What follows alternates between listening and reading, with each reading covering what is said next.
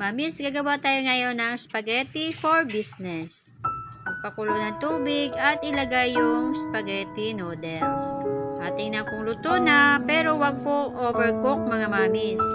Salain at tandaan mga mamis, wag huhugasan ng tubig, kundi ang ilalagay natin ay mantika. Kasi pag tubig ang ating ihuhugas ay madali siyang masira. Pagkatapos, atin po siyang titimbangin.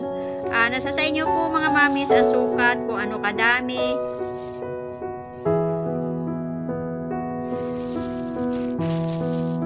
Nasa sa inyo po kung ilan pong palalabasin ninyo.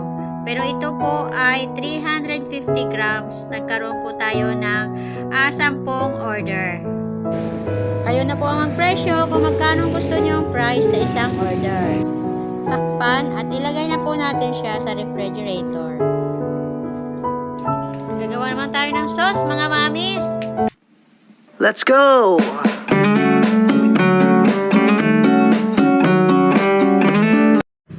Chicken, kasi mura-mura ang chicken.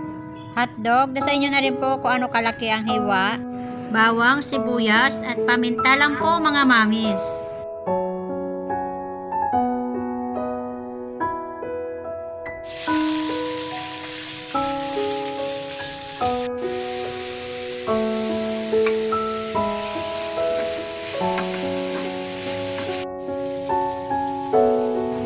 Kayo mga mamis kung anong gusto nyong flavor sa spaghetti sauce.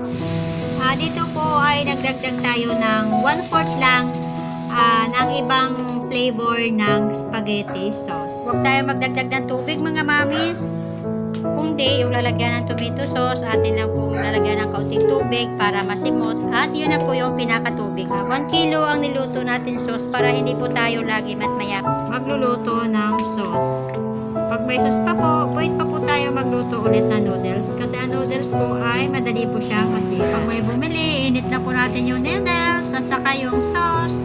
At saka, ito na po siya, mamis. Ready to sell na. Salamat po sa panonood. Sana po i-like, share, i-click notification bell para updated po kayo sa iba ko pang mga videos. Thank you po.